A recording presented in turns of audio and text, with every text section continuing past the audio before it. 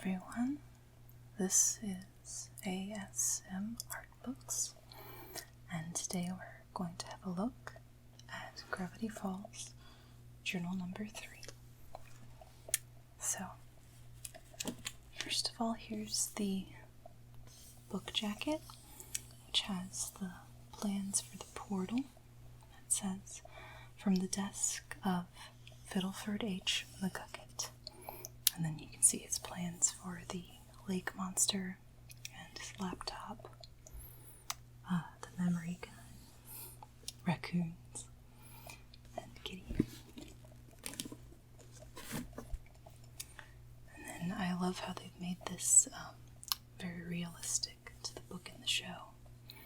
And if you were lucky enough to get the special edition, you would have gotten a really realistic version. It's got this antique paper inside.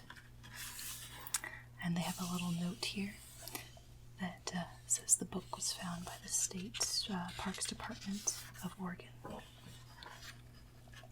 Okay. And just like when Dipper finds it, it says property of, and then there's a missing note. So, volume 3, and it says ad astra per aspera, which is Latin, and I think means through difficulties to the stars. It's not that exactly, it's something similar. Okay, so I'm not going to read every page. This is a really thick book. I'm just going to read little bits and pieces, mostly the monster entries, because the story would just take up way too much time. So it starts with June 18th. It's hard to believe it's been 6 years since I began researching the strange and wondrous secrets of Gravity Falls, Oregon. In all my travels, never have I observed so many curious things. Gravity Falls is indeed a geographical oddity. So he talks about his unified theory of weirdness, and then continues, his mission is to investigate the oddities of Gravity Falls, discover the grand unified theory of weirdness, publish theory, and join the ranks of Newton, Tesla, and Einstein in the pantheon of science. So, here he starts cataloging the monsters. We've got floating eyeballs, giant vampire bats, gnomes, one of the first weird little creatures that we see in the show. It says, several tried to kidnap me as an offering to the queen as I was sleeping, but I just kicked them out the window when I awoke. Unsettling. And in the weakness, Dipper has written in leaf blowers. So Dipper's notes in the journal are in blue, and Mabel's are in pink. Alright, talks about cursed doors and where they might lead. Myself and his picture that I guess he drew has been marked out.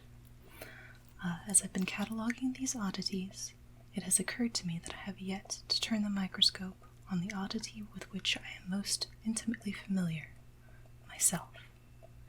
If I succeed in publishing my theory, I am bound to become something of a public figure. So for the sake of historical record, I should perhaps touch on the subject, who am I? To put it simply, I am strange. I was born strange. I am attracted to the strange, and the strange has always been attracted to me.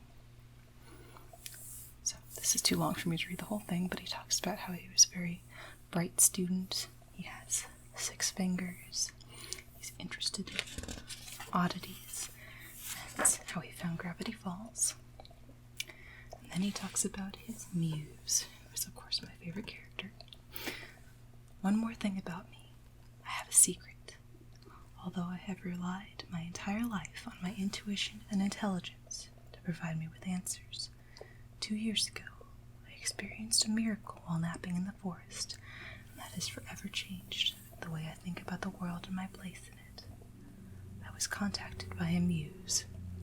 I know it sounds crazy, but a strange being from a higher plane took sympathy with my search for knowledge, and amazingly chose me to be a receptacle for divine and otherworldly insight. And you can see there's little symbols on the trees here. I don't have the patience for cracking ciphers, or rather I don't have the time. That was something that I enjoyed as a kid, puzzle and mystery and like find the hidden object and decode this and that kind of things, but I just don't have the time, especially for the great number of them that are hidden in the show and in the book. But I have looked all of them up. I think the one here says something about the spying on you as a breeze, the eyes are in the trees, something like that, you know.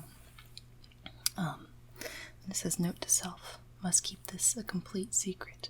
Burn this page after research is complete. And we've got some more oddities. Mothman, beard cubs, the portal potty, a mysterious system of space warping outhouses seems to be strategically spreading throughout the town's forests. I was able to successfully use one to transport myself, but wound up in the middle of the desert and had to hitchhike home. No idea who created them, but I'm never going in again. Sometimes it's just best to hold it. Got the Scampfire, kind of a cute little critter, and the Killbilly, which is really creepy. And he says that they may be behind the mysterious outhouses.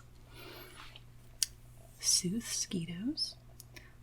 Their bites spell out dire messages for your future, except they're frequently misspelled. I was told to batch out for Will, which as far as I can tell is total nonsense. And of course that's meant to be watch out for Bill. Steve, this giant forest creature.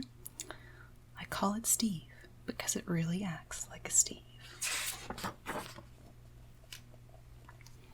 The Invisible Wizard, the Abominable Bro Man, Barf Fairies, kind of gross, the Leprechaun, which is very scary. Their horns are musical and play a constant loop of Danny Boy. It is very irritating.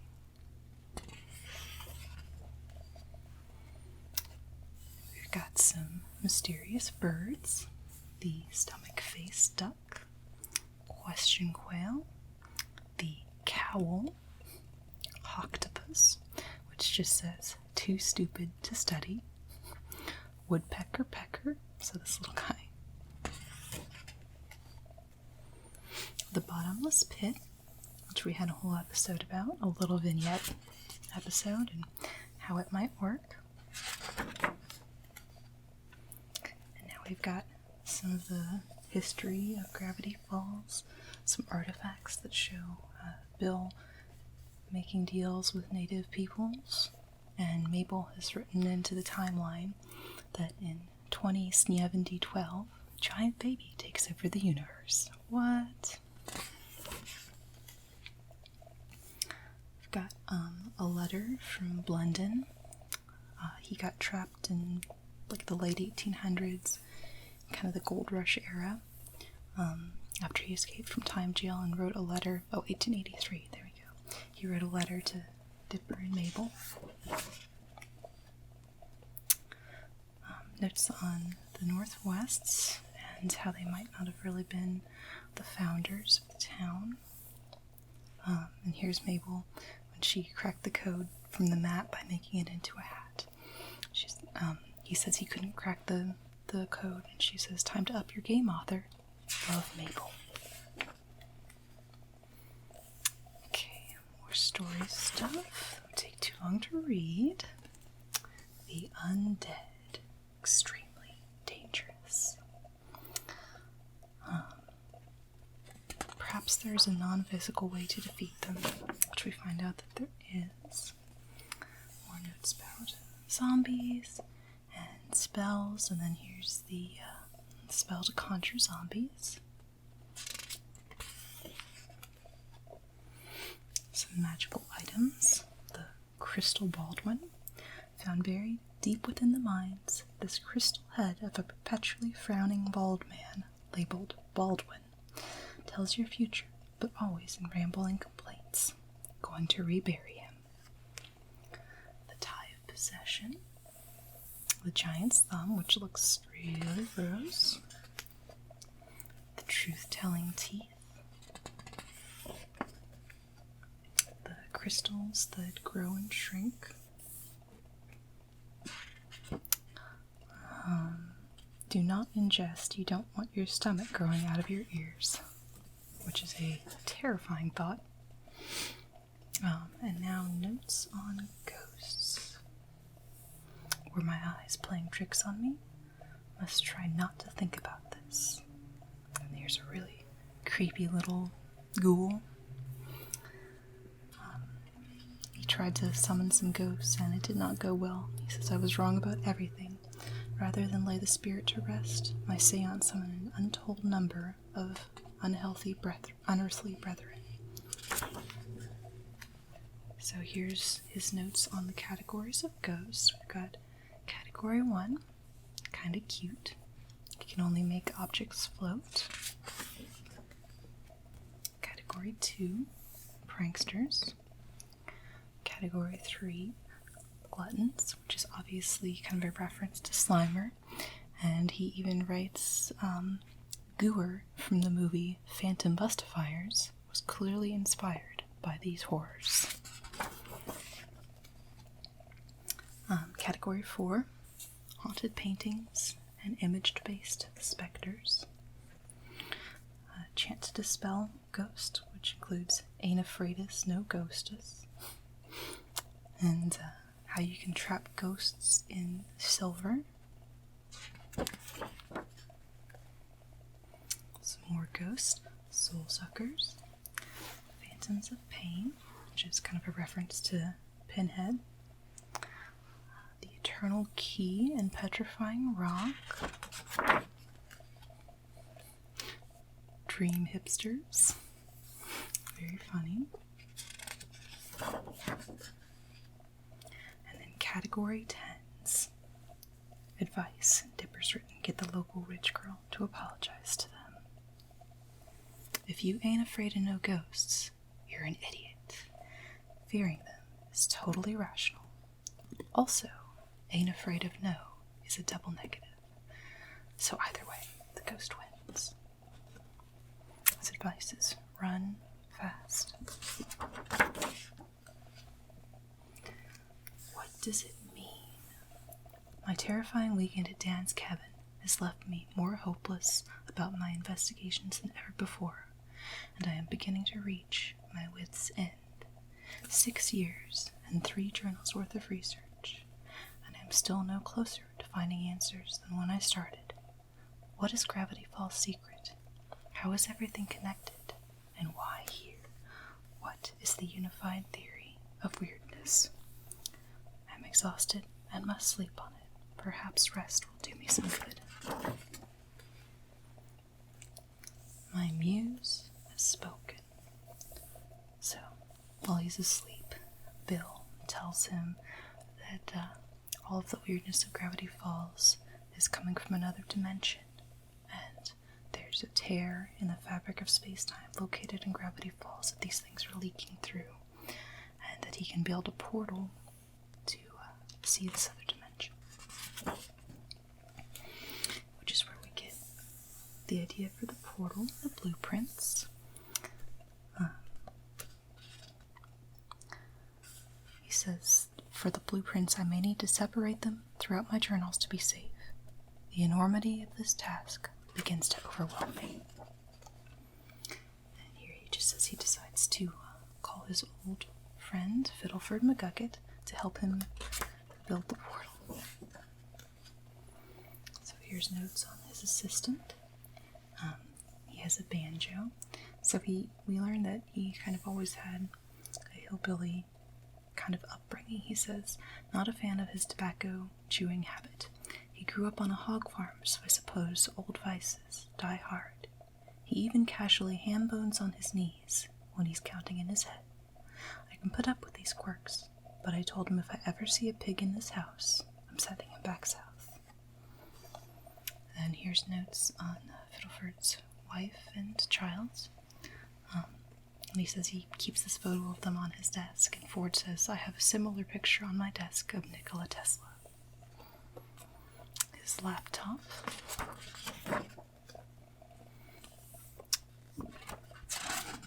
Just notes on their time together building the portal, Ford's growing suspicions that something's wrong, talking about the alien crash site, and how they went to the site to gather materials for the portal because there was nothing on Earth that had the power source needed. Here's the platypus. It is said that a jacket made from the platypus's pelt is incredibly warm, impervious to mosquito bites, and goes in and out of fashion every 10 years or so.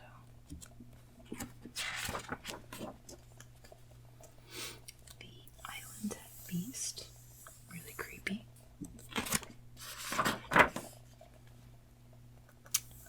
Secret tunnel behind the falls. More little oddities.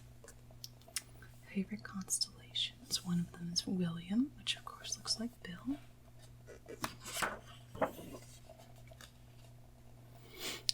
The hide behind. Really creepy. Legends describe a being with an impossible ability to hide before it is seen. But what is he? A ghost? A living shadow? Or just a malnourished peeping Tom with a fear of eye contact? A strange howl echoed through the air as F and I packed up quickly and quietly and walked backwards out of camp. I told F to keep his shaving mirror handy to look back just in case. I may return to this camp one day, once the hairs on my neck finally stand down. Cow circles. And then notes about the alien crash site Omega.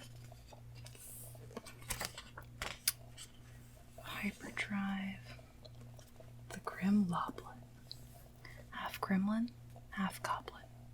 Proof that some creatures should not interbreed. See Leprechaun and the Weremaid, which is in Journal 1, unfortunately.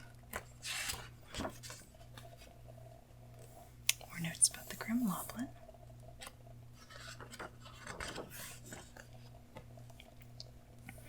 The memory gun, which Ford later uses to start the Society of the Blind Eye.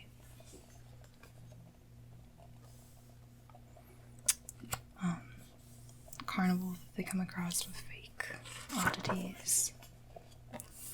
More story stuff. Oh, and here's the origin of, I don't remember his name, but he becomes the leader of the Society of the Blind Eye.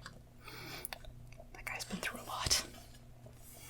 Okay, this is my favorite cryptid, so I'm gonna read the whole page. This is the squash with human face and emotions.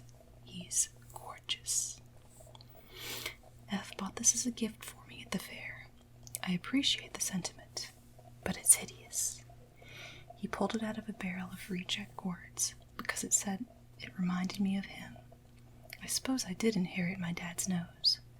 I kept it on a shelf in the lab out of politeness and tried to forget about it, but I could swear the gourd has been making moaning sounds while I work. Its expression changes on a daily basis, and it seems to be growing something resembling an arm out of its back. Politeness or no, I'm throwing this thing out. I just think this is so funny. I love it.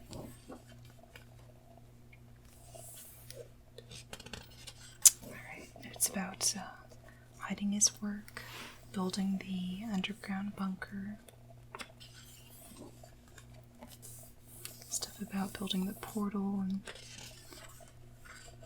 all technical stuff, making security, cryogenic tube, the creature that changes forms, Apparently it turned itself into Ford and wreaked some havoc. An encounter.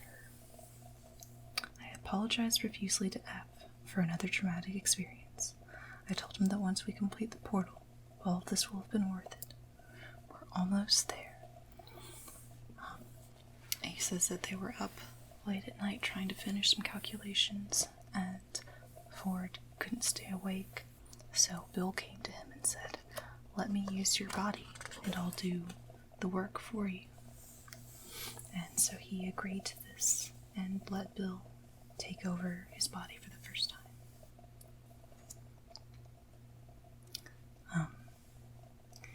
It was at this moment that my muse appeared before me with a tantalizing offer. He said he took pity on my frail human body and offered to take it over for a while to help me finish my calculations while I slept. Then he shook his hand. He says to put your hand in fire and not get burned. This is a feeling like no other.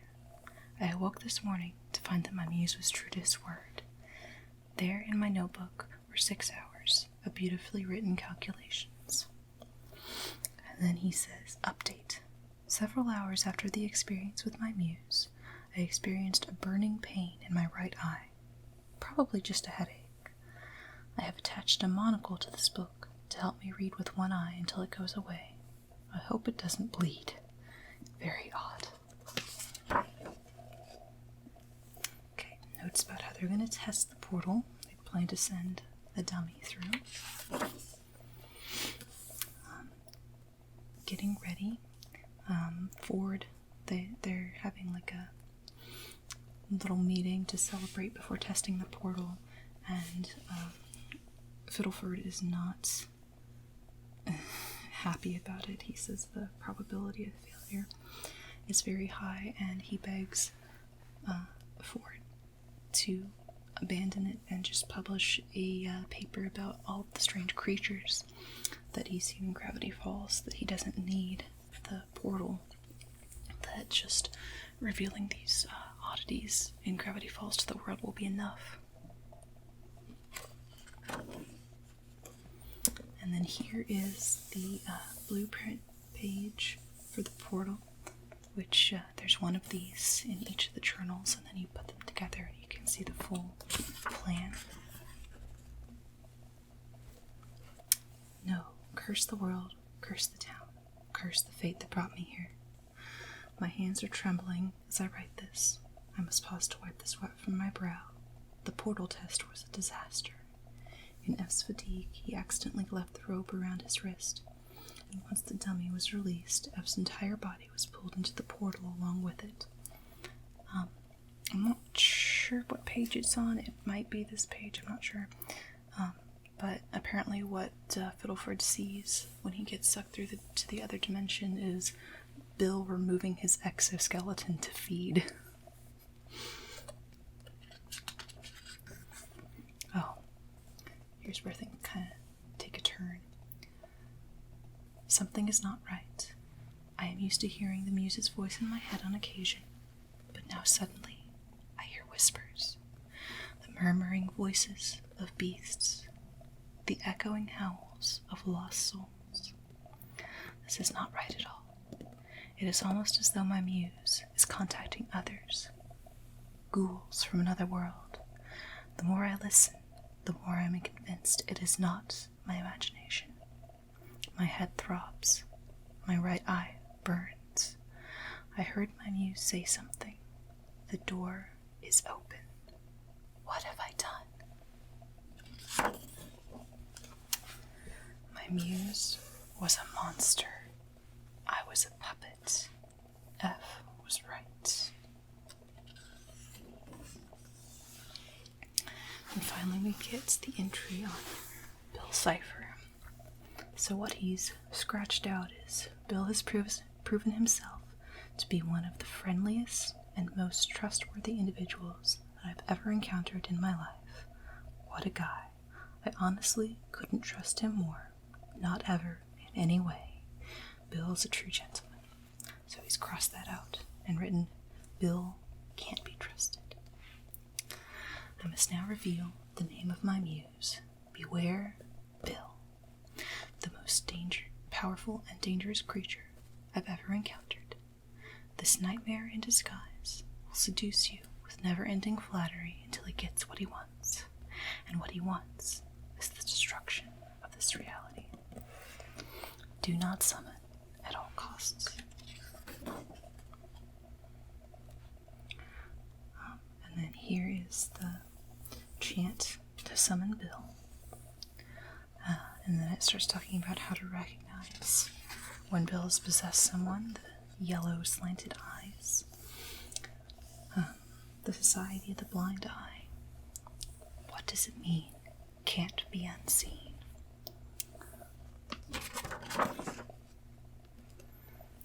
Ways to hide.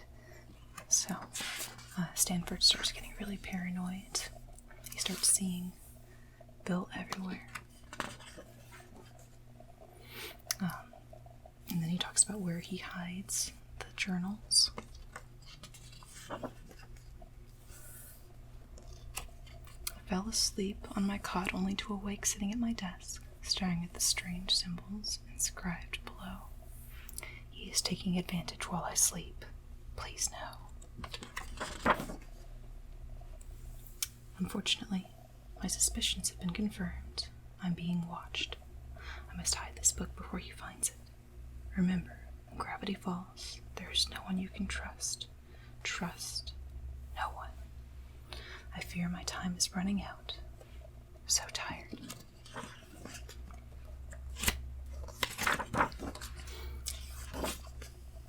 And then we have where Dipper finds the book and he starts writing his own entries. My name is Dipper Pines, and from now on, I'll be the one writing this book. You're probably wondering how a normal kid like me wound up with one of the most amazing books of all time. It wasn't on my summer reading list. The truth is, and he wrote, I fought 100 mummies to get it. I broke a vampire's neck and took it from him. I pulled it out of the stomach of a dragon with my bare hands. And the truth, I found it on total accident.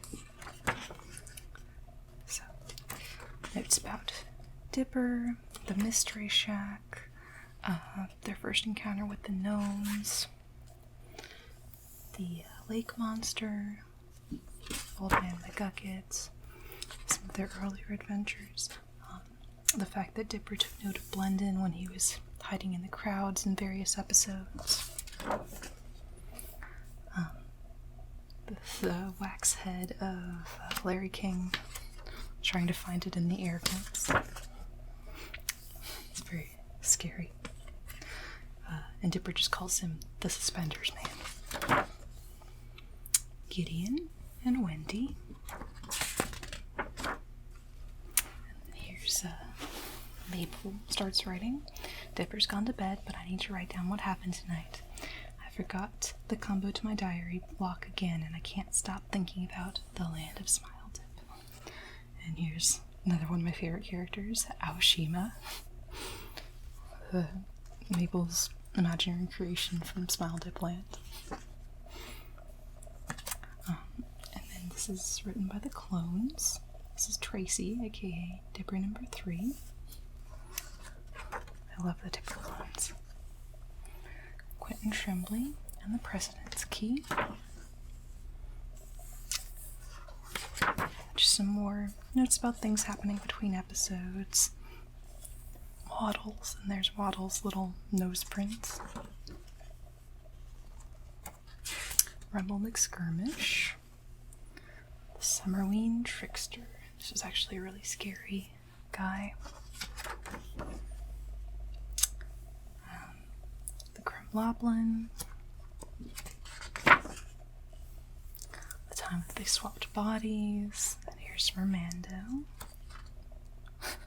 That's a very strange image. The Dinosaur Cave. I love that episode. Grunkle Stan's Mind. There's one of my favorite episodes, the first time they fight Bill. Mabel's Dream Boys. I was ready for their visual beauty, but they also smell wonderful. Like a baby bunny, dipped in bubble marker with cupcake icing on top. The Gideon bot, the government agents,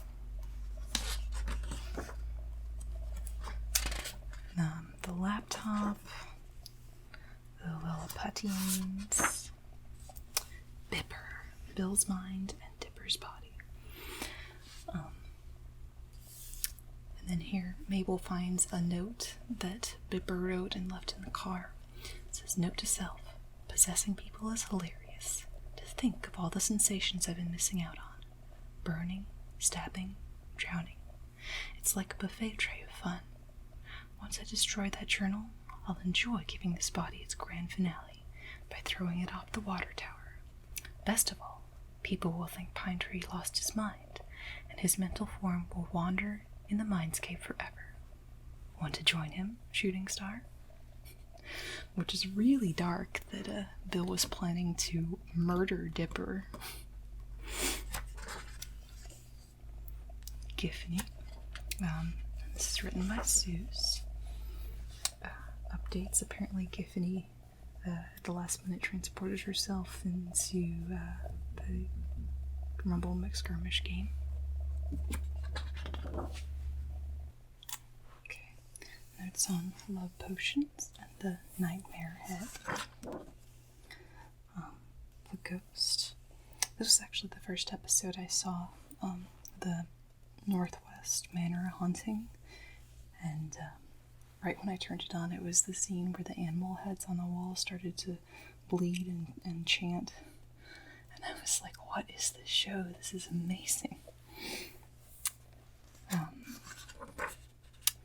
Let's see. Oh, here we go. Stan has been arrested. And then here, the journal gets taken into custody by the government agents. Taken into custody by Agent Jeff Trigger for immediate shipment to Warehouse B51.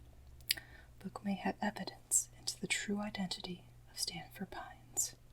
Stanford is in custody and will soon be taken to our superiors for questioning. Note, my hair looks good today. Judson's Gentleman Gel is really working for me.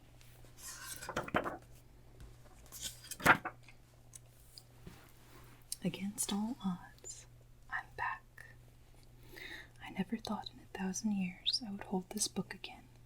The weight of it in my hands and the smell of its parchment whisks my memory back to the tragic accident that forever changed my life. And then there's some hero or idiot. Dad's hat. He never did tell us much about the Royal Order of the Holy Mackerel. So apparently that's what the hat's from. The Mystery Shack. So he's very surprised about what Stanley has done to his lab. Everything has changed. My inventing room, now a hall of ludicrous taxidermies. I mean, what the heck is a hampire? And then here's Stanford's thoughts on Seuss and Wendy. His reaction to phones. Mabel. Notes on Dipper.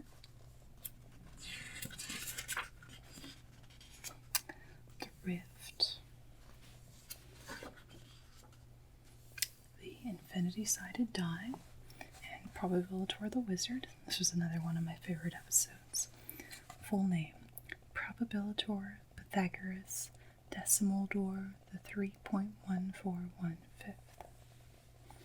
Mainly makes annoying math jokes. He said algebra cadabra at one point, and everyone booed loudly. Weakness: being outplayed. Of all the wizards I've ever encountered, and that includes Blandoff the Boring from the Unremarkable Dimension, this one was the most insufferable. Here's the Centaur Tar. And then this is really interesting. This tells what happened to Ford after he got sucked through the portal to the nightmare realm, the dimension between all dimensions, the in-between space, the king of nightmares, gateway to other worlds. And he also learned that our dimension is, or I guess the Gravity Falls dimension, is referred to as Multiverse 46 '/. So, what happened is Bill tried to kill him, and he was basically in a floating void, and he sort of hid in this asteroid. And there were other refugees in the asteroid. He says that anything that goes missing anywhere in the multiverse tends to end up in this dimension between dimensions. So the refugees help him and send him along his way. So he just starts jumping from multiverse to multiverse. And here he's talking with a tribe of octopus-armed warrior piglets. He apparently got a tattoo that says, "Hey, now I'm an all-star." And he says he wears his turtleneck all the time because of the embarrassing tattoos he got with the warrior piglets. He's wanted in many different dimensions. And he started working on a quantum destabilizer, a weapon to defeat Bill, which we see in the show is the really powerful gun that misses at the last second. The M dimension. This is what it really looks like. Writing about this place after all these years has brought back to life the extreme frustration I felt while I was trapped there. The whole reality offended my ordered and scientific mind. I mean, how does it even make sense for a vacuum to be designed like this? Everything is M-shaped. The car windows are M's, the car is an M, the headlights are M's. The do-over dimension. Lottocron 9, the gambling dimension, where everything is based around gambling and fate. The two-dimensional dimension. The Oracle. This is someone that saves Ford and has some connection to the axolotl, which is a creature that keeps appearing kind of in the background. Bill makes a lot of comments that his two biggest nemeses are Time Baby and the axolotl. He'll say, like, curse that axolotl.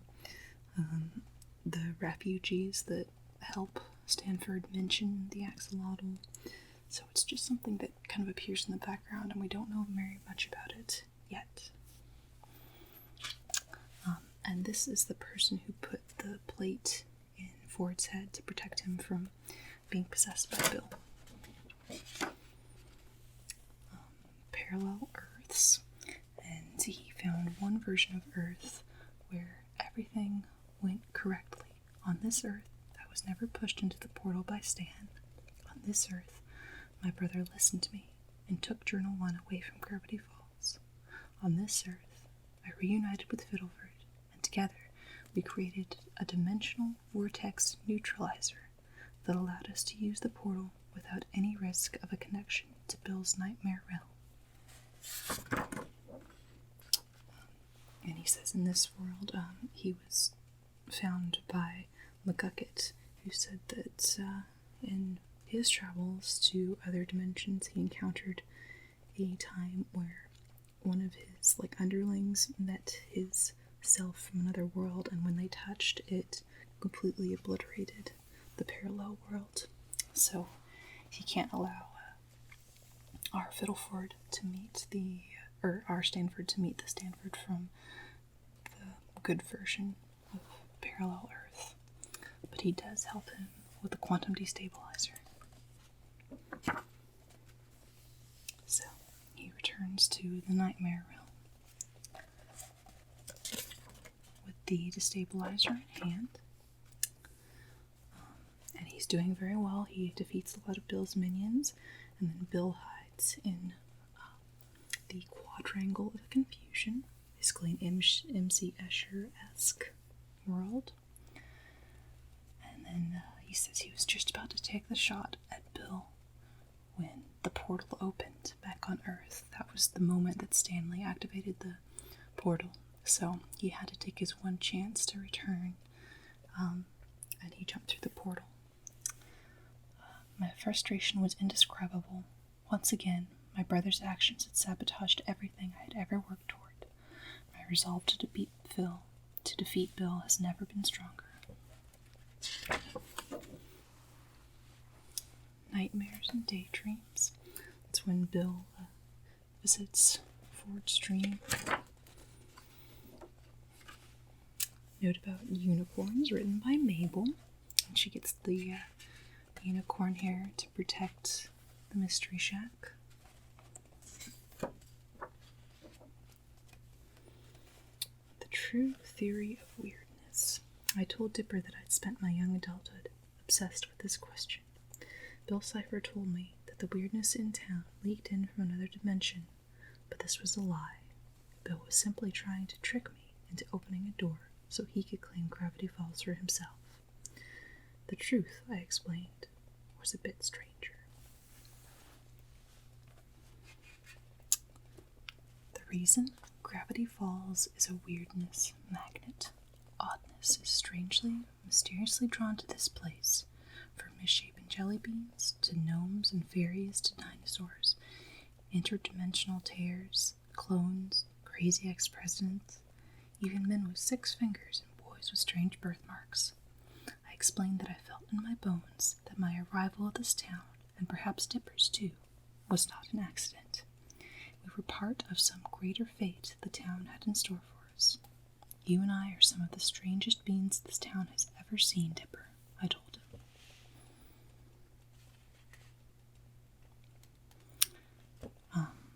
Here's a very interesting part. Mason, he blurted out. He seemed shocked by what had come out of his mouth, and then deliberately repeated it. My real name is Mason. Dipper is just a nickname, but everyone got used to it, and now it feels too late to tell everyone the truth. It's kind of dumb anyway. Don't tell anyone.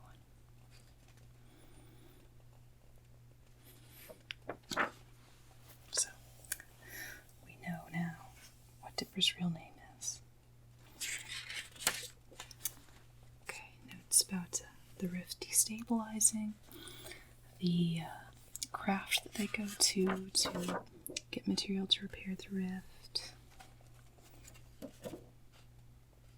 The worst has happened. Bill has been let loose on our world. Only a direct hit to the center of his body will work. And we know that doesn't go according to plan. Notes about the Mystery Shack robot that they make, which was really cool. The Zodiac, also known as the Cipher wheel.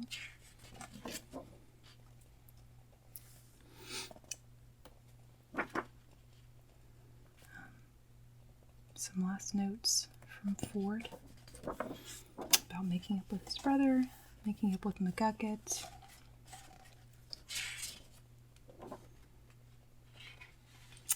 And then notes about the paranormal hotspots that they're going to investigate, Stanley and Stanford, on the Stand of War 2. And he burned all of his notes of the research that Bill led him to and gave him, and he decides to throw the journals. Actually, I think it's Mabel's idea. Yeah, Mabel decides the best thing to do with the journals is to throw them into the bottomless pit and just let fate carry them where it may.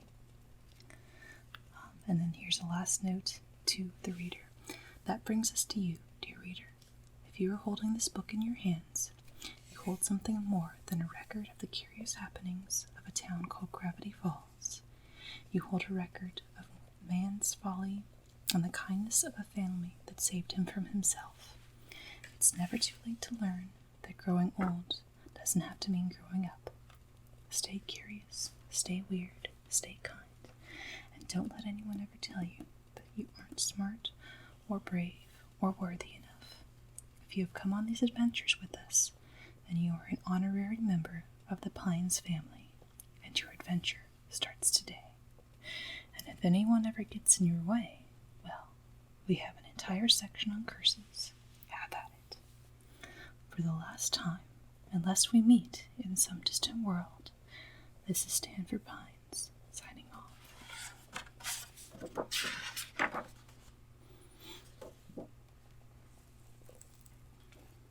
Alright, and there is the end of the book. If you are a fan of Gravity Falls, I highly recommend getting a copy of this book. It's so cool, and there's so much hidden content and behind-the-scenes thing that it reveals. All of the ciphers and symbols are really fun to, if not decrypt yourself, then look up. It's just such a neat addition. The only thing more I can ask for from this fandom is a DVD box set release. Please, please, please. So, anyway, thank you for looking at journal number 3 with me, and have a nice day.